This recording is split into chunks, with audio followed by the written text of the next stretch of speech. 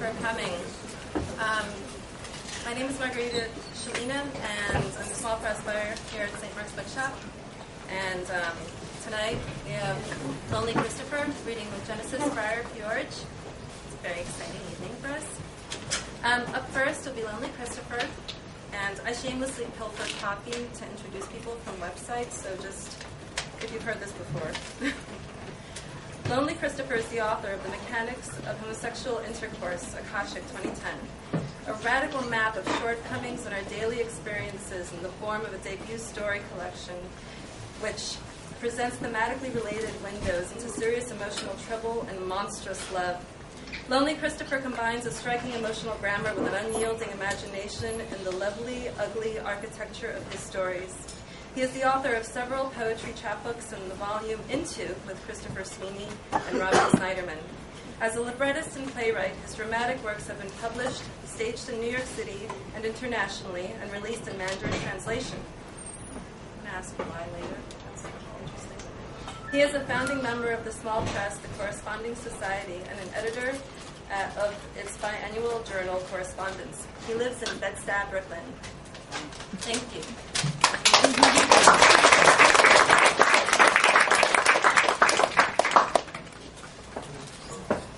Hello, everybody. It's nice to see you. I'm glad to be here. I'm not going to read from the new book tonight. I'm going to read a little bit from this play that I wrote called Gay Play 3. There are 4 speeches in it from 4 different characters, and I guess it takes place in pre-Stonewall, New York City, sort of. So here we go. 3. As I was saying before we continued getting perennially off track, I used to be the toast of the town, the star of the show. The limelight loved me, and I loved it right back, as I do so have much love to give, what glimmers on me and makes me sparkle. Beauty is life's currency, as you know, and mine was oh so well spent. I used to be an absolute princess, I tell you, not quite beauty queen of queens, no, not a godhead per se, but a somebody, a natural, an example, no, a paragon of the human capacity for making glamour and grace out of all this blood and guts. I was a songbird, epiphanic in performance, yes. Oh yes, I was, and still am, always singing glorious songs about the incomprehensible glow of this eternal night engulfing us. You see, you must praise the darkness, because that's how you find the light. The glow will make queens of us all yet. That dark, voided glow, that's the promise. I do not know and have no way of finding out what any of it means, but I accept it, and I make my acceptance art. And I justified the souls of the audience with spirited voice until everything shined goldenly, and I strutted across the stage. I was showered back with adornments of red roses and ecstatic kisses, and I blessed all with a smile, a lovely, terrible smile. The duality of my gently, darkly smiling was tragic and luscious, Tosca-like, because I knew, as I said to myself, even as I bathed in the applause of fame, this shall soon be gone and never come again. And what do you know? I was right on the money. All of that burned down from wrathful fire, fire of no light, scathing, shadowy fire. And I persevered, because that is what we princesses do. The promise of being one day crowned queen, queen of the universe, kept me composed as flames licked my body and the crowds cleared out. The fire came from the darkness. It had always been waiting, and then it came. But when all around me was destroyed, I just smiled like royalty because I loved the fire. I smiled and I sang to an empty house, someday my prince will come. You see, we are all on adventures to find our Prince Charming is no riddle. We revel in fairy tales as being degrades us daily, but we keep on through it all in hopes of realizing that one big fuck you to entropic woe, being caught in the arms of a valiant prince, being swept away on horseback to a faraway castle to live in the burning horizon before all disappears. Oh, can you hear me, Prince? Wherever you are, I'm waiting, darling. I'm looking and I'm waiting for you. 1. There is no such thing as art. That's why we, the picked-on, the unfortunate arbiters of glamour, are doomed to style, to form, and aesthetics, to art, the non-entity, the monster, race. We are hated because we look into mirrors. We are murdered because we are mutant beings. We are, when it comes right down to it, which so often it does not human at all, but rather we are transformative creatures, which either places us in the category of divine or lowly, leaves us like insects, like larvae full of threat but now powerless. The Church of Bullies, the grumpy hegemony, performs around the idea of a central meaningfulness. The normal architecture presupposes and is constituted by this sick wish for fundament, for bottom nature, for objective qualities. This structural unsoundness and centripetal fallacy is gifted with the name soul. Our absent art is a defiant giggle breathed down into the vacuous lacunae the homes of identity are built up on. We glower and hiss at this empty basement, and because we are fucked by this tragic knowledge, our romance with the ineffectual myth of what we mean when we try meaning ourselves, we are marked unclean and damaged beyond membership in the human conversation. We are the bodies for scorn. We, the shucks that glare into the non-event of our breathing lumpiness and hysterically celebrate the absence and perform in ritual observance of this futility. No wonder we shades are monsters and subjects only insofar as derision needs the subject for target. So it doesn't splatter across the church wall. Being divine is being vermin, believing in an art that doesn't exist is ugly exercise that we must be and are constantly punished for. In that and in all things we are very much becoming queens of the universe. The darkness can't be falsely shaped by authoritarian devices forever. The darkness is not figurative, not constitutive, and it contains in it all light, and no hope for validation of the negative wedding, force between concept and form that happens in the church of denial, around which we circle waiting to infect the tyrannical construct with a disaster of non-existent art. All axioms are a prayer. All prayers are prayed to nothing.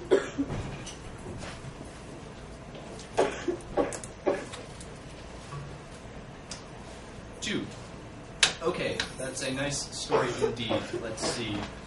Yes, I think we can agree, whatever that has to do with anything, that the most prevalent, for lack of a suitable word, operational force in life, which I suppose can encompass most aspects of experience, etc., is, of course, drama. Drama is the life. It's the heavenly breath that shoves us through the world as we bump tactlessly and on rarer occasions poetic across and through spanning time. For example, blood is an actor. The movement of blood, its beneficial coursing through the roads and channels of our meat, is a performance, and the interaction that bodily occurs, the narrative of biological continuance that pushes us into the future, is part of a series of conflicts, very much like in a Hollywood flick. That, accumulatively, is what we mean when we talk about drama.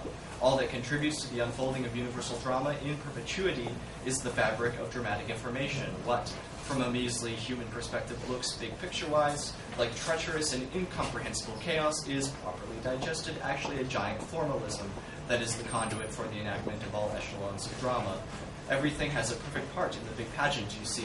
Not that it's ever fun and games, for true, it becomes painful beyond measure to articulate the movements of a meta-narrative scale the size of all existing space and time. Do you think, for example, that, totally ravaged by the end, Agave and Cadmus could process anything reasonable about what the fuck was happening to them at Dionysus' cruel hand? There is no personal logic on an individual level usable toward a resolution. Read the destructive power of dramatic information as it sweeps you up in the unstoppable flow. What reaction or reasoning can tuck any comfort into the heart of Agave there after she came to and found her body drenched in her son Pentheus' blood because, oh dear, she happened to have in God-wrought madness torn her child into fleshy curry? There is nothing to do, not even exist or blink into oblivion when your baby is turned into a soupy stage pulp and you did the crime unhinged and unaware. Now punish it by understanding. And yet, what a lovely play that is for us to sit and watch, cry, clap, the actors and leave talking about restaurants. It's like that. The spirit of dramatic information and its influence on us. So then there's this, a chair, just a chair, a room chair, is not an object, something cleanly there and linguistically signified when I say, hey, there is a chair, because we're always in a pageant. That's the dramatic representation of a chair, no matter how much it can fool you into sitting on it like a regular chair, which obviously is only a conceptualism because there are no regular chairs known to us. the utilitarian function of this patented chair is overshadowed by the importance of its signification. This is the code that lives like a bruised worm deep in the brains of the fabulous.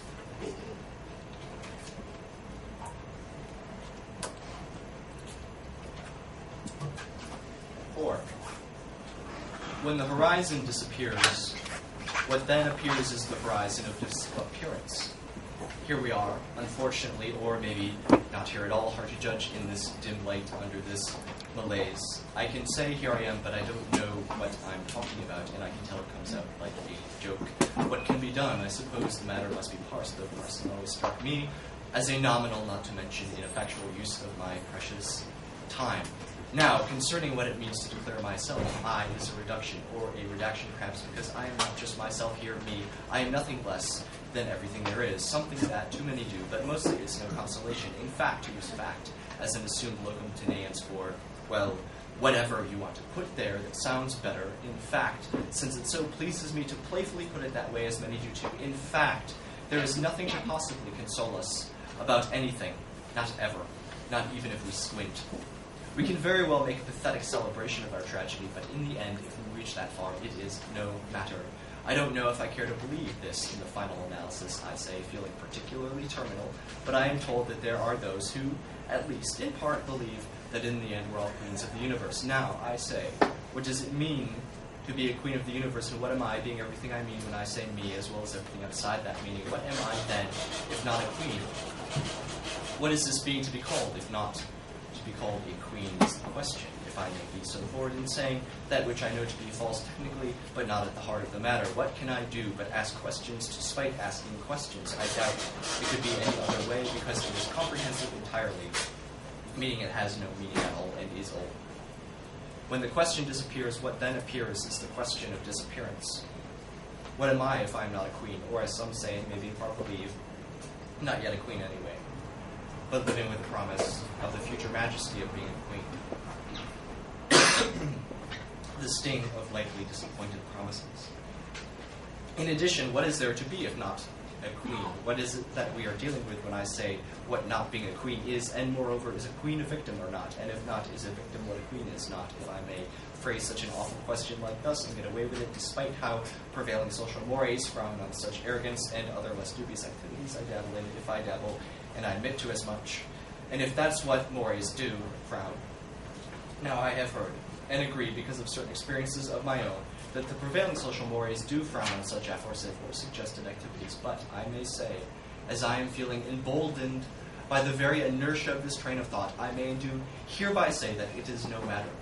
I make this statement with confidence and maturity because I have seen such evidence as would convince me, even if I was in trenchant denial instead of nihilistic acceptance of life's complexities and failures. Such is the evidence I bear that I feel I've shown irrefutably that even so, given it all, and no matter, some would say, despite the standards of the day, what is not well according to the prevailing social mores is not only not implicitly inappropriate qua activities practicable by a minority community, but furthermore, such qualities are also the same thing as what is smiled on, if one can wrap her head around that, and if that is what mores are also capable of, which, according to my previously established argument, is worth accepting as quite well because, or at least in the event that the concept at hand is differentiated from its assumed opposite, which, logic states, must be what must be treated inversely by anyone going according to the prevailing social mores of the day, and, if you want to get right down to it, those very aforesaid mores themselves, or, so to speak, in the flesh. When the blood and guts of my sisters disappears, what then appears is the horizon of disappearance. Thank you.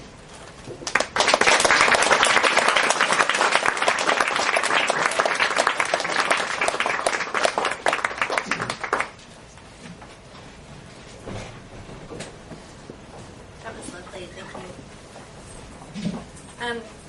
So, I just want to quickly say that in 2 weeks, on February 8th, we're going to have Paulina Barskova reading here, who is a Melville House poet. After that, we have Anna Mashkovakish. Genesis Friar Piotr's first achieved recognition with the 1969 founding of